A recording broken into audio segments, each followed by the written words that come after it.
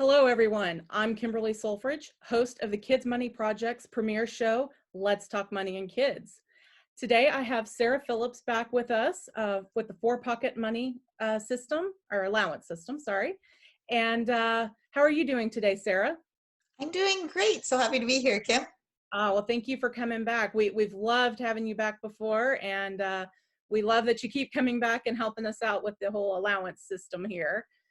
So I know previously we talked about spending, and I know we're going to cover each one of the topics that are in your system. So today I think we're going to touch on savings. Is that right? That's it. Today is savings day. Here we go. Well, savings, I mean, we know as adults, savings is so important. And obviously having this conversation with your kids early is a great way to kind of start them thinking about it because I think a lot of kids, the spending can be a little easier. They see something they want, I want it. But savings is one of those things that I think takes a little bit more of a discussion of why you do it and things like that. So, maybe let's start there. And, why do we start this conversation with our kids early? Why do we start talking about savings?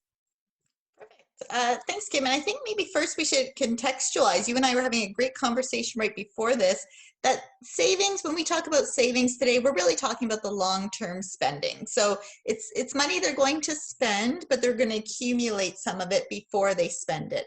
As opposed to, I think we're going to have a future conversation about investing, which is that long-term savings that really we're not planning to spend anytime soon, if ever. Yeah. So we're really talking about saving our money to eventually spend it. And there's a couple of really great lessons that come out of this that we want to really focus on and get our mind into as we go into the conversation today. The first is around delayed gratification. And we touched on this, I think, in our very first conversation, this whole idea that this generation of kids is growing up. They're growing up where they can binge watch an entire season of a TV show. When we were kids, we used to have to wait a week until it came up. We sat in front of the radio waiting for our favorite song to play so that we could hit record on it. We didn't have this immediate access to everything. And there are so many positives to it. I'm not going to sit and say that it's negative the way they're coming up, but we need to be conscious that these kids are growing up. Our kids are growing up in a society where they're not used to having to wait for things to the same. They can order something on Amazon, have it in the house within a day. There's no waiting weeks and months for things to arrive. So we want to be conscious of this because really what's going to serve our kids and where this is going to show up as adults, if we're not used to having to wait, when we're adults and we see something that we want, we don't want them to get into the mentality of you get it right away and pay it back later, because that's really where debt comes from. So debt really comes from instant gratification. It comes from spending money before we have it. Now, there is good debt, bad debt. We can talk about mortgages. We're not going to get into all that with kids right now, but it's just this mentality of that they can wait for something. If you don't have the money yet, wait a little bit, save the money, and then you're going to have it. And that's really going to serve them so well as adults as they get older. The other key point that I think we want to have in our minds as we go into this is the idea of building habits around it. So I know I've told this story many times, but our oldest came to us and said, look, I know how to save. You don't have to make me save anymore. I've got this. And we realized he knows how. Knowing how to save is one thing. It's not spending. I think most adults know how to save, but it's another story of actually doing it. It's another story to have the habits there, build that saving muscle.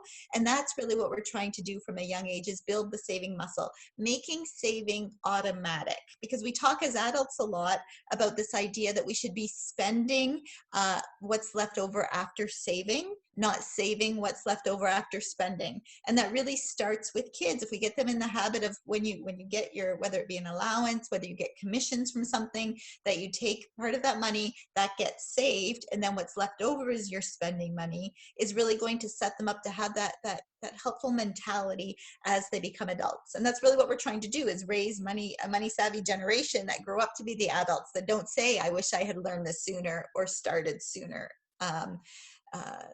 So that's really what we're trying to do. So delayed gratification and habits, having some good wins around that saving, that feeling of pride of accomplishing a save, is going to help perpetuate this forward. That's really what this whole area is all about. Oh yeah, and I couldn't agree with you more because, you know, first kind of the way you were talking about savings, because the way adults look at savings, they're probably their mentality is more saving for maybe something like retirement and things like that. But for a child, you can't start asking them to start saving for retirement. I mean, that's not even an idea that they understand at that point. And so, but you do want to start uh, that process of them starting to save. And like you said, the savings at this point is almost more like a long-term spending goal, which kind of leads me into my second question of maybe how to set these goals. But it is still saving, but it's a longer term spend. And like I said, where I guess, how do you help kids figure out this goal for them? How do you figure out what it is? Do you help them decide? Do you let them decide? How do you kind of figure out that saving goal? Great.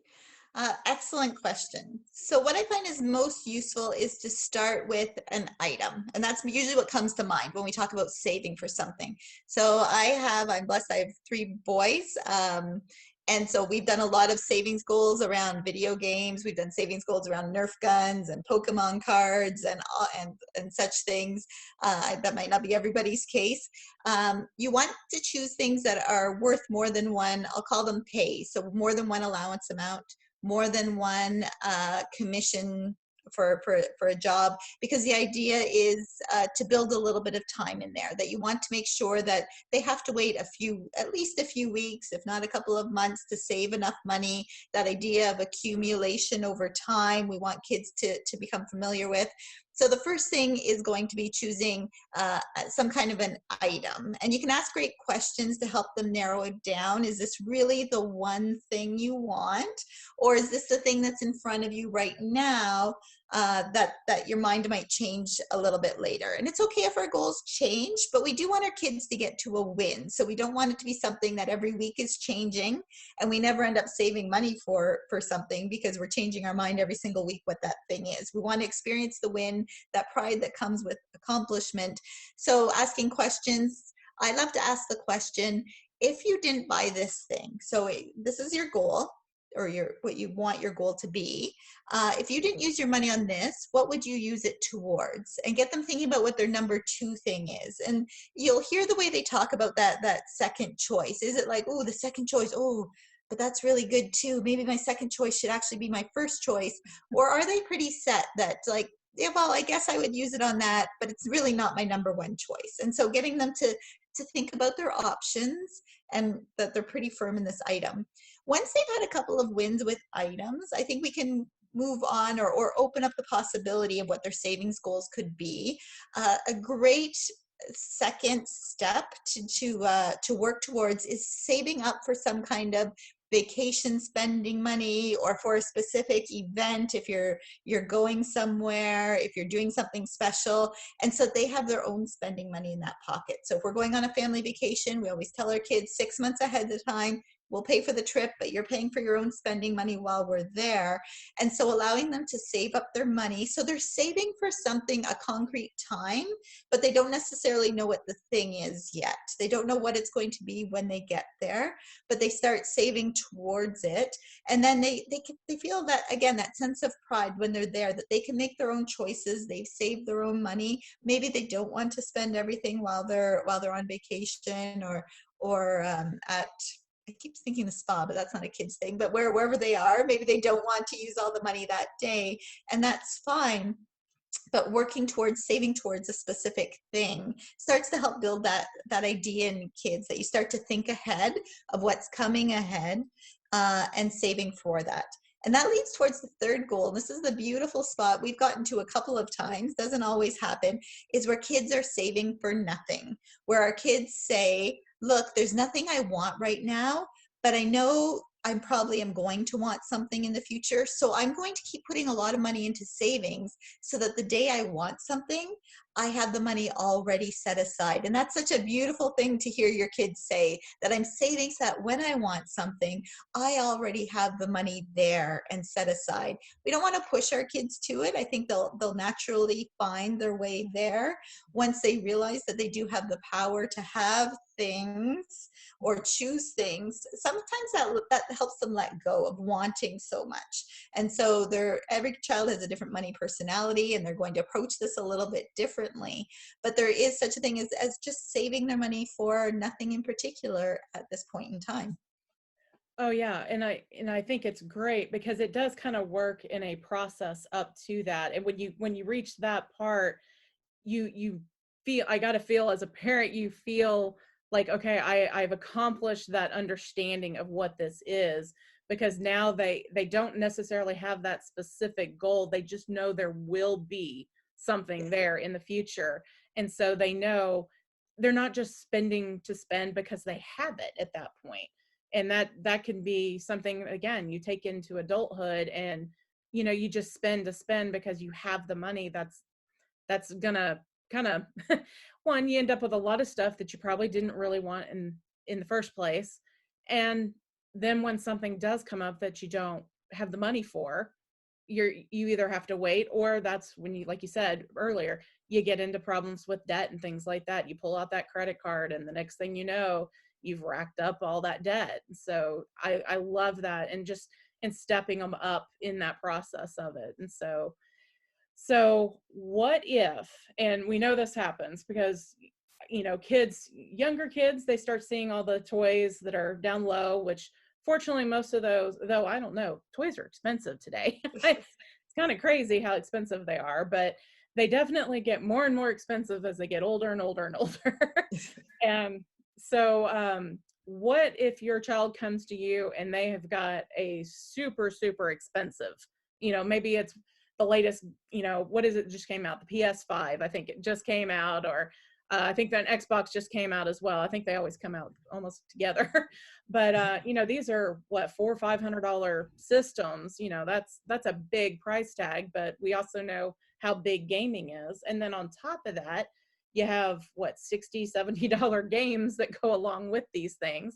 So and of course, fortunately, they do know ahead of time usually when these things are coming out. I think they kind of on a track, at least they know ahead of time. But how do you have that conversation when they do pick out something that is super expensive? And is, like you said, and having that conversation, you want them to have it more than at least one pay period, so to speak. But this is going to be one that may be, this may be a year, this might be a year and a half saving or something like that. How do you have that conversation? I think that this is such an important topic to think about because the world has changed and toys are so expensive, what our kids are seeing. And we're not about making our kids materialistic and wanting everything and having everything. But at the same time, we do want them to experience some successes, and we do want them to learn how managing money works for them. And so before you even start any of this, I think when you're setting levels, if you're giving your kids an allowance or setting commissions, we need to be realistic in terms of what the amounts need to be. The old system of giving them $1 per year of age, well, if you're a 6-year-old and you're getting $6 and you want something that's a couple $100, you're talking years before you're going to get that item. So we need to be realistic and think about this. Not that we're going to give our kids all the money they need in huge amounts, but we want to make sure we're setting our kids up for success. So big saves. My youngest was probably 6 or 7 when we started. He's about 6 when we started. By 7, he said, I'm going to save exactly what you said for a Wii U at the time. It's a little outdated now. It's been replaced with the Switch. But that was, at the time, even was $400. Well, for a 7-year-old to save $400, we thought, wow, we took a deep breath and we said, well, we don't want him to start this and then fail, because then he's going to learn he can't save for things. But at the same time, we can't just sneak him all of the money behind the scenes or give him an $80 allowance to speed it up, because he's not really learning. That's not at all reality. That's not teaching the perseverance and the delayed gratification that we're trying to get at with doing all of this. So we did a couple of things that helped to pave the way for him towards having success. but not deny him the satisfaction of doing the actual work. We wanted him to be able to benefit and feel that he actually did this himself. So first we made a deal with him that if he saved $400, I said that I would pay the taxes for him, because taxes on that can be quite a bit of money. And when you're younger and you're just learning about taxes, we'd had the tax discussion with him, but while you're just learning about it, learning that instead of saving 400, you actually have to save 450 or $460, that can be pretty crushing. So I made him a deal and I said, I will pick up the taxes. We then looked at events in our family that were what I would consider gift giving events, so birthdays, and our family celebrates Christmas, so Christmas as well, as a time to give him a boost, but not to take it over. So it wasn't huge substantial amounts, but if we could give him a little boost. We sometimes think that money isn't a thoughtful gift, but when you are 7 years old trying to save 400, getting an extra $20-$30 towards your goal is a very thoughtful gift. You're acknowledging what his goal is, you're acknowledging what is most important to him in that moment, and you're acknowledging how excited he's going to be when he gets it, and you're helping give him that gift. There are fun ways you can gift money. This is just a little aside. We've done origami. There's lots of money origami ideas that you can do to make something beautiful with the cash. We've done fantastic scavenger hunts throughout our house where we have each piece hidden and there's clues. Yeah, I'm that mom who builds scavenger hunts with clues and things like that, beautiful gift certificates. So there are lots of ways you can make money fun. So it's not simply open up an envelope and it's over. So that was another thing we did. Another was commissions. So looking at opportunities, saying, if this is what you really want, you need to be willing to work for it and do some extra things. So in our house, we don't pay for chores. Chores are what you do as part of our family, but there are some extra jobs around the house. So we've had kids scan in, I think I've used this example before, but scan in all of our paper photos so that we had digital copies of them. And there were hundreds of them and it was a long job. But if this is what you really want to do, there are extra jobs you can do around the house, but it's going to take your time and it's going to take some effort, which really helps them connect with, is this the thing that I really want?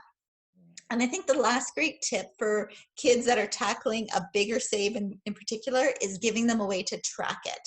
So whether it's like the traditional thermometer, whether there's another piece of paper where you map everything out and they cross things off as they save each dollar, each $10, giving them a way to view the progress, because if they're focused on where they're going, it can always seem like a long way to get there. And we forget to celebrate how far that we've come. So when they can see the more and more that's getting filled in, then they can celebrate how far that they've already come on that journey, and it gives them the motivation to keep going. So giving them something tangible, that piece of paper, some kind of a chart to track where they are, where they're going, is really one of the best things that you can do to help keep them motivated through a big save. Oh, absolutely. We always suggested, whether they do the jars or they do your four pocket money system or some other system where they have it, we'd always suggest that they have a picture of that item that they can see. It's very visible. It reminds them on a daily basis, or if it's inside something when they look at it, but it helps them remember what it is that they're working towards. And like you said, I love the idea of that, having something that shows the progress of it, because that can be important, where especially if they have, maybe they have 1 week where I either maybe they, it was a girl or something, maybe they were babysitting a lot that week or something, had some extra jobs that they were doing where they got more money, and all of a sudden that little, however it is, if it's a line or a bar or whatever that jumps, and they see that, that can be real motivating to keep you going to that next one and that next one. And I use that as an adult. So sometimes my to-do list can get too big, and I'll start knocking off some of the smaller things and realize, it's not so bad when I start knocking this stuff off. But it might have been a 5-minute task, but it may have been a 5-minute, task that had to get done. And same mentality when you start seeing that, go up and up and up, and you're getting closer and closer. And I know my parents were the same way when I was saving for larger things. And they would help me kind of find those extra jobs or whatever it was. You know, my parents had a business of their own, and they didn't have a cleaning service or anything like that. So I cleaned the office building, you know, and you know, when I was young, it might have been just taking, you know, getting the trash out or something like that. And but as I got older, you know, I could vacuum, and you know, I could, you know, I even started doing some of the actual work, which was filing papers and all that kind of stuff. And there's any number of things, and even maybe if you don't have them, I mean, there's so many things around the house that you can find. Like you said, you got all your pictures, you know, in digital. You know, that's a great one, because I mean, I maybe I need to hire some kids. I've got all kinds of pictures I could use like that. But you know, I guarantee you, even ask some of your family that might be around, or even some friends or something like that. I put my godkids to work all the time. You know, I'm like, hey, I got things around the house that need to be done, and I know you're saving for a car. I know you're saving for this, you know, and you know, I try to help them out, because I want, again, I want them to have that success. And like you said, you don't, especially when it is that bigger item, you don't want them to fail at that, because then it can wreck that whole system at that point. And but if they succeed in doing things like that, I mean, it's kind of, the sky's the limit at that point for them, because they've seen themselves do something that may have seemed rather hard or almost impossible to do. And with guidance, like you said, you didn't do it for them, but you showed them ways to make it happen, and they did it themselves to make it happen. So It is. And I love actually what you said about going to family members, going to maybe grandparents, maybe neighbors, because it's a win for them if it's something they genuinely need done. right. And the reality is, some of these things are expensive for us as parents. So it took my son a year and a half to save for this. I don't have $400 sitting around to buy new gaming systems every time our kids want them. And so it's great to say they're earning it from commissions and through allowance, but ultimately that's still my money. And so we're not going out and asking other people to pay for it, but if there's little jobs our kids can be doing to help out, that people we know need done, then it kind of helps take some of that burden off of us as parents, having to come up with the money on the back end. Even if the front end is educating our kids, we need to be realistic about this. A lot of us are going through tough times right now. It's been a rough year with the last year with COVID and whatnot. We need to be realistic that sometimes we can't afford all these things, and we shouldn't be putting ourselves into debt for them. So I love what you're saying about expanding that out a little bit, seeing if there's the lawn mowing jobs, the raking the leaves jobs, scanning other people's pictures jobs, finding local entrepreneurs and helping them out, is a great, as if kids are of the right age, it's a fantastic way to go about it. Oh, and I know, I mean, we have I don't know if you have it there in Canada. We have a Nextdoor. It's a like a neighborhood app, that basically your neighborhood, um, I guess almost like Facebook for a neighborhood or something, but people can post on there and stuff. And I know a lot of times we'll see somebody that, I think most recently there was a 14-year-old boy, I believe it was, that was saving for something. I don't remember what it was. But he posted on there that he was saving for this, I think it was a bicycle, and he was saving for his bicycle, and he loved to bake. And so he was baking, I don't remember what he charged, but he listed what different types of cookies he made. And, you know, this is how much it was for a dozen or 2 dozen and all that. And if anybody wanted them. And I know, I mean, believe me, I don't need a dozen cookies sitting around my house, because I'll just eat them. But it was one of those things that I was so impressed with what he was doing that I wanted to support that. You know, I didn't need the cookies, but I wanted to support that kid in doing something like that. And so I bought 2 dozen cookies, you know, and yes, I did eat them. That's amazing. But, you know, I just wanted him to know that I thought it was great what he was doing. I thought it was great what his parents were doing. And, you know, and I think people will see that, and they do want to help, because they see that child doing something and not just going around and asking for the money, and not asking mom and dad, not asking grandma, or, you know, just it's, in other words, obviously I want money. That's why I'm doing this, but I'm willing to do something for it. And if it's something that you want or need, you know, come to me. So I I love what you were talking about there for sure. And I think people will absolutely jump on board, and I think they'll realize how quick they can actually do some of this stuff and how quick they can actually make money if they just put a little thought into it and get creative and do some of this stuff. Yeah, and it just builds up that sense of pride. They feel that they've done the work to get something. So absolutely. Oh, yes, absolutely. Well, and saving is such an important lesson to learn, because obviously as adults we know we need that skill, and unfortunately I know, at least in this country, I'm not sure about in Canada as much, we tend to not save in this Mm. country. And I think a lot of it, if they had these skills set as kids, it would be a lot easier. We call it paying ourselves first, and pay yourself first and then spend what's left over. And most people, at least in this country, don't do that. And they spend it first and then maybe struggling, and then savings just, oh, I'll get it later. I'll get caught up later. I'll get caught up. Problem is, later never comes. Yeah, And so if you start that mentality when they're kids, and of course we know kids are sponges, they just soak this stuff up. yeah. And if they learn how to do it, then it's easy when they're adults, because they've already been doing it their entire life. It is. I saw maybe a great way. I know we're slowly wrapping up. A great quote or notion, and I'm going to, of course, paraphrase it because I'm not going to have the exact words in front of me. But is this idea that saving your money can be hard, but then not having a savings built out up is also hard. And so choose your hard. So it's not all about choose which one you want. You can like not save your money and then always be scrambling to pull enough together to cover the next thing that comes up, or you can choose the heart of digging in earlier with your savings. And those are great things that I think about as an adult. And so I try to take any lesson I have as an adult and find a way to start instilling it in our kids sooner. Oh, absolutely. I love that. Yes. So, well, we are kind of wrapping up the savings portion here, which we kind of talked about is more the long-term spending. But yeah, it teaches that lifelong lesson in delayed gratification.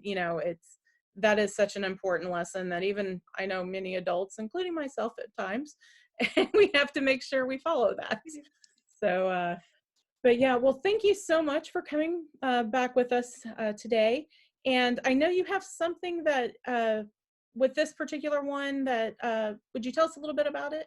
Sure. So we have it's a free downloadable money toolkit for kids. It's full of lots of resources, but the reason I wanted to mention it today, Kim, is that we have an actual savings planner in it. So it has the thermometer to start marking your progress on a big savings, and then all of the questions about how much is it? How much is it with taxes? Have you taken that into consideration? How would you spend that money if you weren't spending it on this? It goes through about a dozen different questions to help make sure we're on track with what our goal is, and then has a way to start tracking it as well. And so I offer that. It's available on our website, forpocketallowance.com/kit.